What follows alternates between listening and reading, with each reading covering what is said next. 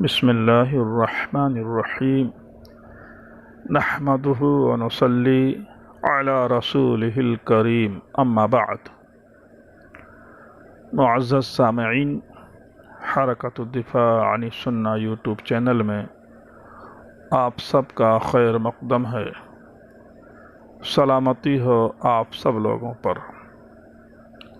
آج کی مجلس میں ہم اپنے خصم ابو حسن کے چند اعتراضات کا جائزہ لیتے ہیں۔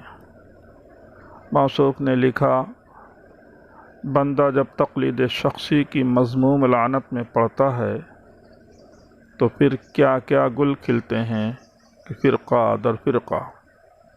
صفحہ نمبر 31۔ جواب تو سچ ہے کہ مسلمانوں کو اللہ کی رسی مضبوط سے پکڑنی چاہیے۔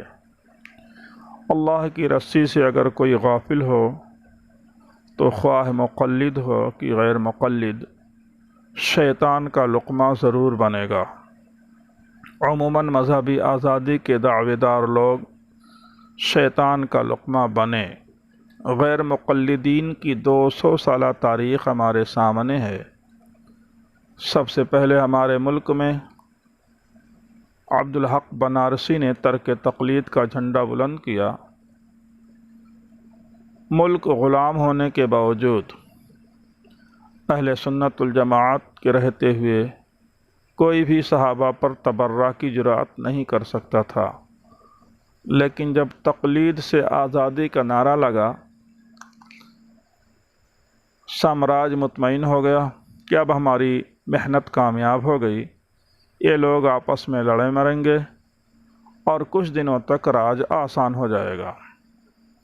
سامراج ترک تقلید کرنے والوں پر مہربان ہوا اور الطاف و مراحم خسروانہ کا معاملہ کیا، اور بطور اظہار تشکر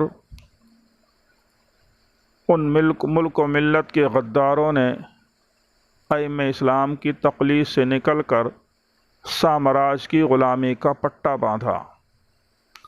اس طرح سامراج کو اولو الامر کے مقام پر فائز کر دیا گیا اور ان کی اطاعت کو فرض کہا گیا۔ ان کے لیے قصیدے اور سپاس نامے لکھے گئے، ان کے لیے رحمت کی دعائیں ہونے لگیں، جہاد کو منسوخ اور حرام کرنے کے لیے غلط اجتہادات کیے جانے لگے۔ یہ سب کارنامے ترک تقلید کی نحوست تھے، لیکن غیر مقلدوں نے اسے رحمت سمجھا، اور پھر اس کا نتیجہ دیکھیے کہ غرباء اہل حدیث، محمدی اہل حدیث پیدا ہوئے، وہابی اہل حدیث اور قادیانی اہل حدیث پیدا ہوئے، نیچری اہل حدیث پیدا ہوئے، مرکزی اہل حدیث پیدا ہوئے، ناصبی اہل حدیث پیدا ہوئے، نام و نہاد جماعت المسلمین پیدا ہوئی، اہل قرآن پیدا ہوئے۔ یہ چند نام نو کے قلم پر آئے، اور بھی غیر مقلدین کے فرقے ہیں۔ کیا یہ تقلید شخصی کی مذموم لعنت کا شکار ہوئے یا ترک تقلید کی لعنت کا؟ جب آپ کے بزرگوں نے 25 سالہ تجربے کے بعد یہی نتیجہ اخذ کیا ہے کہ جتنے ملحدین پیدا ہوئے، جتنے زنادقہ نے جنم لیا، سب غیر مقلدیت کی شاہراہ سے داخل ہوئے۔ یہ میرے الفاظ نہ سمجھے جائیں، آپ ہی کے بزرگوں کے تجربات ہیں، اس لیے میں آپ کو دعوت دیتا ہوں کہ وَاعْتَصِمُوا بِحَبْلِ اللَّهِ جَمِيعًا وَلَا تَفَرَّقُوا، یعنی اللہ کے دین کی رسی کو مضبوطی سے پکڑو، اس میں تفرقہ بازی نہ کرو، کیونکہ جو مسلمانوں کی جمعیت سے نکلتا ہے، وہ فرقہ باز ہوتا ہے۔ مسلمانوں کی جمعیت اہل سنت الجماعت سے وابستہ ہے، اس سے اختلاف کرنے والے مبینہ طور پر غیر مقلدین ہیں۔ یہ بات میں بڑھوت وثوق اور ذمہ داری سے کہتا ہوں کہ فرقہ بندی کا شکار آپ لوگ یعنی غیر مقلد ہوئے ہو۔ اگر آپ کو یہ بات تسلیم نہیں تو آئندہ کی نشست میں اپنا شجرہ پیش کرو اور ثابت کرو کہ کیا غیر مقلدین بلا کسی انقطاع کے صحابہ تک اپنی سند پہنچا سکتے ہیں یا نہیں؟ جب آپ اور تمام غیر مقلدین حق کی علامت ما انا علیہ و اصحابی پر قائم نہیں ہیں تو واعتصموا بحبل اللہ جمیعا سے کون سے دین کی دعوت دیتے ہیں؟ کیا صحابہ کو بیچ میں لائے بغیر اللہ کی رسی آپ تک پہنچے گی؟ کیا تابعین کو بیچ میں لائے بغیر اللہ کی رسی آپ تک پہنچے گی؟ کیا تابعین کو بیچ میں لائے بغیر اللہ کی رسی آپ تک پہنچے گی؟ جب دین میں سند کی اہمیت ہے تو آئندہ نشست میں اپنی سند متصل واسطوں کے ساتھ رسول اللہ صلی اللہ علیہ وسلم تک پہنچائیں، لیکن خیال رکھیں کہ اس سند میں بزعم غیر مقلدین بددین اور مشرک یعنی حنفی، شافعی، مالکی اور حنبلی نہ ہوں۔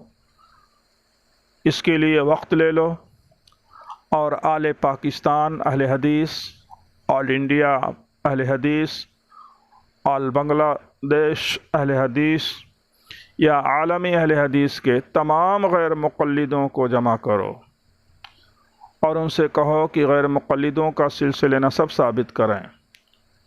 انڈیا سے ابو رشید نے یہ چیلنج کر دیا ہے، اگر وہ صرف امام بخاری تک بھی اپنی سند پیش کر دیں جس میں کوئی مقلد نہ ہو تو میں 1000 بار رسول اکرم صلی اللہ علیہ وسلم خاتم النبیین کی خدمت میں درود شریف کا ہدیہ پیش کروں گا۔ ترسم نرسی بکعبہ اے اعرابی کی راہ تمی روی بترکستان است۔ آج کے لیے بس اتنا ہی، انشاءاللہ تعالی آئندہ کی مجلس میں مزید تفصیل پیش کی جائے گی۔ انتظار فرمائیں اور ہماری تحریک سے وابستہ ہو جائیں۔ انشاءاللہ رد غیر مقلدیت اور رد فرقہ باطلہ پر ہم آپ کی رہنمائی کریں گے۔ السلام علیکم ورحمۃ اللہ وبرکاتہ۔